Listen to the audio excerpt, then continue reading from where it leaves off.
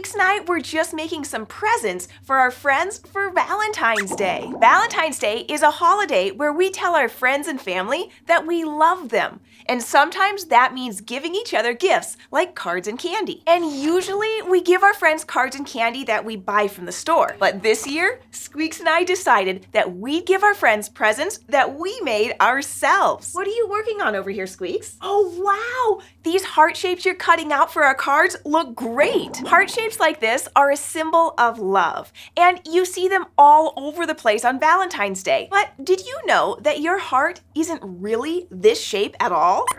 Yep, it's true. Let's watch this video and I'll help you finish cutting. Hi guys, do you want to try something neat? Take these two fingers, now hold them on the side of your neck, right next to your throat. If you hold them still for just a moment, you'll start to feel something bumping around in there. That is your pulse, the feeling of blood moving through your body. And that means you're actually feeling your heart beating. Your heart is always beating all day and all night, even when you're asleep. It can never take a break because it has a very important job. It moves your blood all around your body. And your heart can do that because it's actually a muscle. You have muscles all over your body that help you move, like muscles in your legs that you can use to run and muscles in your jaw for chewing yummy food. But your heart is the hardest working muscle of them all. Now make a fist with your hand. That's about how big your heart is. It may seem kind of small, but it's incredibly strong, and it's the constant squeezing of your heart muscle that keeps all that blood flowing. But why does your blood have to move around in the first place? Well, you can think of your blood as working kind of like a delivery truck. It carries lots of what your body needs in order to keep going, especially oxygen. You've probably heard of it before.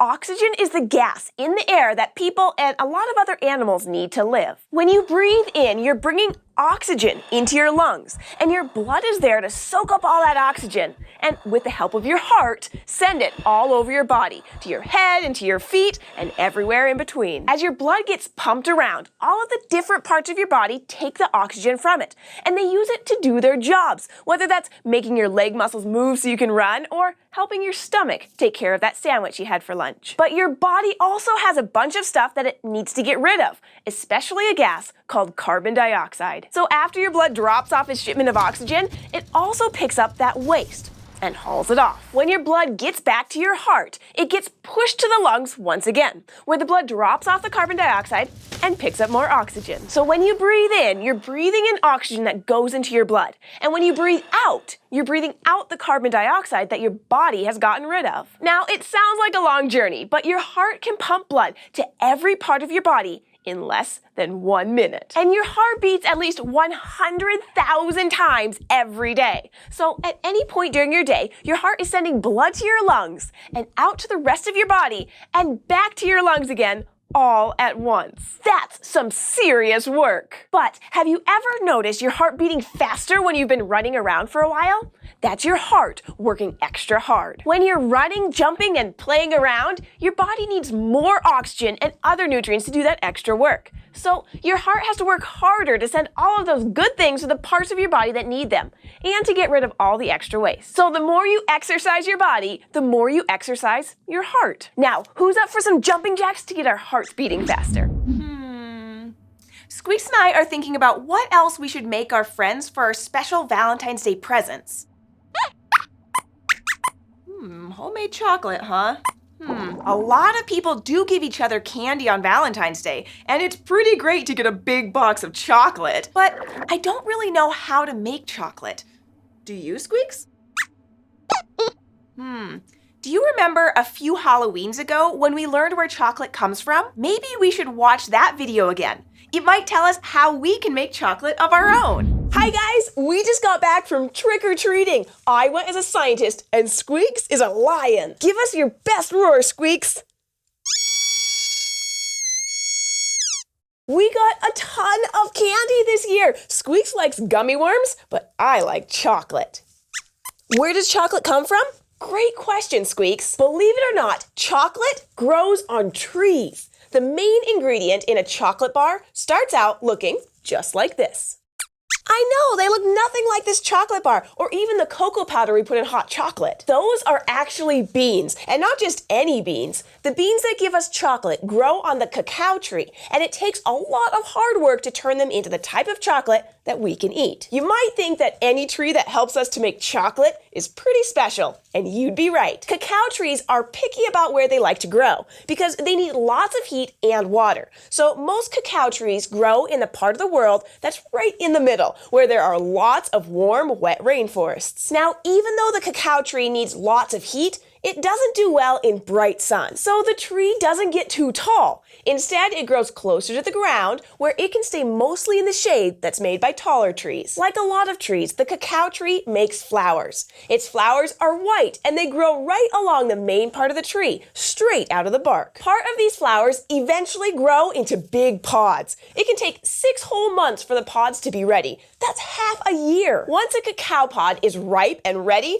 a person cuts it from the tree using a sharp knife. And when they open up the pod, it looks like this. Can you see the beans? Inside of each pod are about 50 cacao beans, along with a bunch of white stuff called pulp. People scoop out the beans and pulp from inside the pods, then put what they scooped out into big wooden boxes and leave everything alone for about a week. During that week, the white pulp turns into liquid, leaving behind the cacao beans, which are then put into the sun to get nice and dry. Now, these beans may look brown like the chocolate you see in stores, but they don't taste like that chocolate. A cacao bean tastes pretty bitter, and it takes some work in a chocolate factory to turn these beans into the delicious treats that we get to eat. At the factory, the first thing they do is to roast the beans in big ovens. After a cacao bean is roasted, it turns dark and looks like this. Next, they take off the hard outside of the cacao beans, leaving the soft insides. Then they smash and grind the inside until it's a thin paste. And we can do lots of different things with this paste. To make a chocolate bar, the chocolate factory mixes the paste with things like sugar and milk. Then they stir the mixture for a long time and pour it into a mold, which is kind of like a bowl that's specially shaped to look like a chocolate bar. They leave the chocolate to cool for a while and become solid instead of all liquidy. Then they take it out of the mold, wrap it up, and send it to stores for us to buy. Whew! From a cacao tree to your store, that's a lot of work that goes into one piece of chocolate. But I think it's worth it. Yeah, I think you're right, buddy. Making chocolate takes a lot of special equipment and ingredients. I definitely don't think we have any cacao beans around here. But don't worry, Squeaks. I do know of a candy we can make at home. We've even made it for Valentine's Day before, remember? That's right, candy glass hearts. I'll go get everything we need to make them. You stay here and watch this video so we can remember how to do it. Oh, be careful, Squeaks. I knocked over this glass vase and I spilled some water. Aw, thank you. I'm okay. I'm just a little bit wet. And at least the glass vase didn't break. Although if it had broken, it wouldn't have gone into the trash. We could have recycled it so that it became part of some new bottle or jar. Recycling is when you take something that's trash and turn it into something new. When glass gets recycled, it's usually crunched into chunks, and then those get heated up until they melt. The melted glass can then be molded or shaped into new bottles and jars. And those can get made into new bottles and jars. It's one thing to love about glass. It's recyclable over and over and over again. Oh, good question. Squeaks wants to know where glass comes from in the first place. It might sound hard to believe, but glass actually starts out as sand. Yes, the very same stuff that covers the beaches and fills our sandboxes. If you look really closely at sand, you'll notice that it's made up of lots of tiny pieces called grains. To make glass, you have to heat up those grains to a really high temperature, way hotter than we could ever do on a stove. I'm talking inside a volcano hot. When sand gets that hot, it melts. And those little gritty grains change from a solid into a liquid. Yes, you're right, Squeaks. It's just like ice and water. Ice is a solid. When it gets warmer, it melts and turns into liquid water. Now, Squeaks, what would happen if we took a bunch of ice cubes, melted them into water, and then cooled them down again? Would we get the cubes that we started with?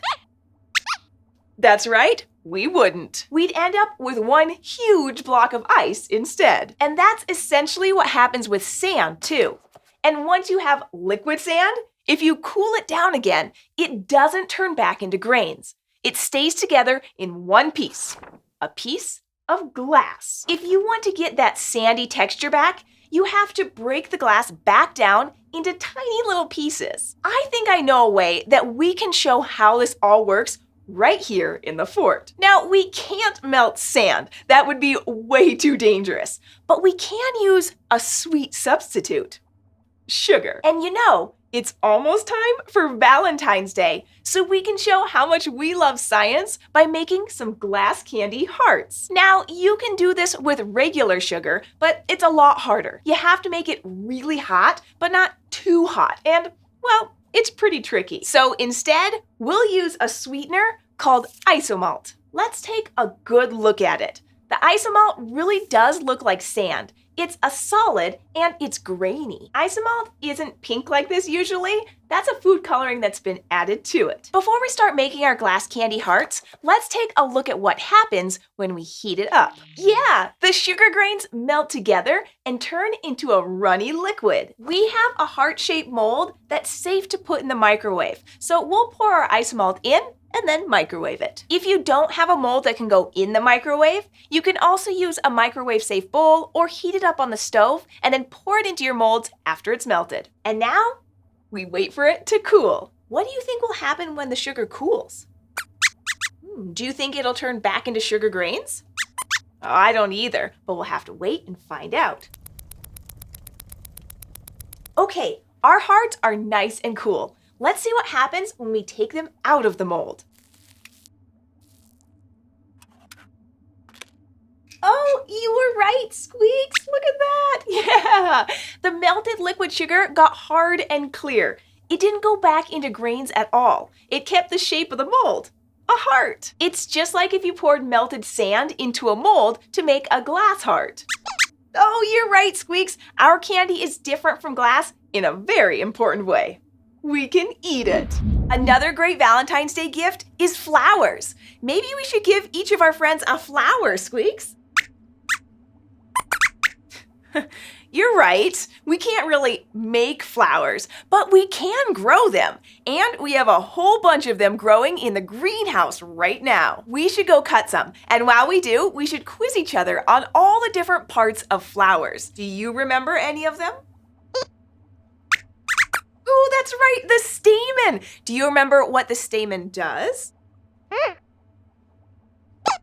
No, that's okay. Let's brush up on our flower anatomy by watching this video first. Squeaks just gave me the nicest Valentine's Day surprise ever, a bouquet of flowers. Flowers are fun to look at and they usually smell great, but they actually have a really important job. They use their pretty colors and smells to attract animals, which help make new plants. If you've seen our episode about fruit, you might remember that some animals like bees, butterflies, hummingbirds, and even bats move powdery stuff called pollen from one flower to another. These animals are called pollinators, and the pollen they carry helps flowers make the seeds that can grow into new plants. So that's a flower's job, to use its nice colors and smells to attract pollinators. Each part of the plant, from the long green stem to the beautiful petals, helps the flower do that job. And you can see how each part of the plant works if you look at it up close. Botanists, the scientists who study plants,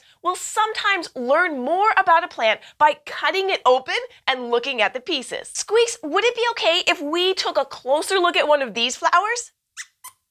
Great! You can try this at home too. All you need is a flower, a knife, and help from a grown-up, since you'll need to cut some things. The flower we're going to use is called a lily, but most other kinds of flowers will work too. The first thing you should do is separate all the main parts of the flower. Cut the flower off of the stem. Then take off the leaves. Now that all of the big parts are separated, you can take a closer look at each of them. The stem is really strong and stiff. That's because it needs to support the rest of the plant. The stem also connects to the roots of the plant. The roots suck up water and nutrients from the ground, and the stem brings it to the leaves of the flowers. This flower's roots were already trimmed off, which is why you can't see them. Another one of the stem's jobs is to bring food from the leaves to the flower. So let's look at the leaves next. Leaves grow out of the stem and they're full of green stuff called chlorophyll. When the sun shines on the leaves, the chlorophyll turns sunlight into food for the plants. See those little lines running through the leaf?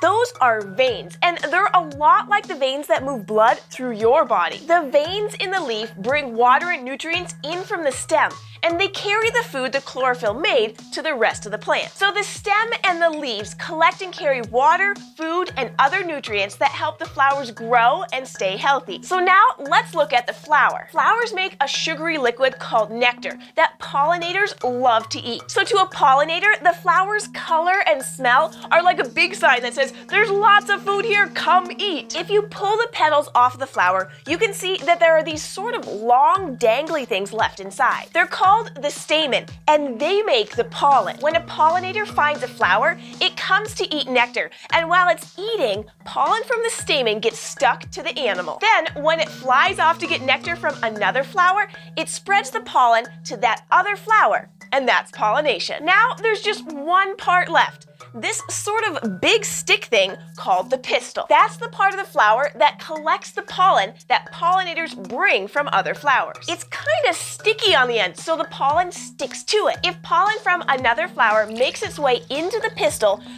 can use the pollen to make seeds. And then those seeds can eventually become new plants. So the next time you're outside, take a look at all the flowers around you. There are thousands of different kinds, but they all do basically the same job. Candy, flowers, and a card? I think we have everything we need to make great Valentine's Day presents for our friends, Squeaks. Now, let's finish making these cards. And I have a great idea. We could just use markers or crayons to decorate them. But what if we use something homemade instead? That would make them even more special. Good thing we know how to make our very own homemade watercolor paints. And here's how you can make your own too. Hi everyone, Squeaks and I were just getting ready to make some paintings, but we can't find our paint. Luckily, Squeaks taught me how to make my very own watercolors, and I'd like to share how you can make them for yourselves. First, we'll need to make our paints in a place where it's okay to be a little messy. We're gonna make our watercolors here in the kitchen. Next, let's find the ingredients that we'll need to make our watercolors. We'll need baking soda, white vinegar, cornstarch, and to color our paint, food coloring. And finally, let's find paper towels, a bowl, a tablespoon for measuring, a regular spoon for stirring, and something that our watercolors will dry in. We're going to use an ice tray, but you could use something else like a muffin tin or just cups. See this big measuring spoon? This is a tablespoon. We'll use it to measure our ingredients. We'll begin by combining 4 tablespoons of baking soda with 2 tablespoons of cornstarch in the bowl. After you've mixed these 2 ingredients, you'll need to add 3 to 4 tablespoons of vinegar to your bowl. This mixture is fun because it gets all fizzy. You'll want to mix the ingredients with a spoon until the fizzing stops. The mixture will be ready when it's not clumpy, but a liquid. Now that we've added these ingredients, we'll spoon the mixture into 6 of the cubes of our ice cube tray. Let's fill our cubes about halfway to the top. After we've filled our cubes, let's add some color. We're going to start with primary colors. Do you remember what the primary colors are? That's right, red, yellow, and blue. We'll add a few drops of each color into separate cubes and combine them into our mixture with our spoon. It might feel a little bit sticky, but it's easy to break up and mix in. You'll also want to wipe off your spoon between colors so they don't mix with each other. Alright, so we've got red, yellow, and blue, but I think we could use some green, orange, and maybe some purple. We know that we can mix colors to create new ones, so can you tell me how to make green? I'm thinking yellow mixed with... That's right, blue. I'll add just 1 drop of blue since it's pretty dark. Then I'll add some yellow until I get the color I want. What do you think, Squeaks? I think it's pretty good too. Now, how would we make orange? Yeah, we'll mix some red with some yellow. And finally, what color should I mix together to make purple? You got it, blue and red. Now that we've got all of our colors mixed, we'll need to set our ice tray in a spot where it can sit and the mixture can dry out. The watercolors can dry at different times, so your paint might be ready overnight, or it could take up to a couple days. Once your watercolors are dry, they should look like this. Once our paints are dry, we'll grab a piece of paper, a paintbrush, and some water, and we'll be ready to paint.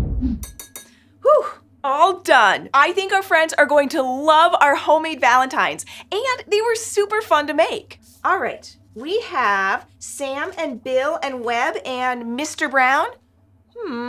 Looks like we're missing somebody. Who did we miss? You, Squeaks! But luckily, I made this homemade Valentine for you yesterday.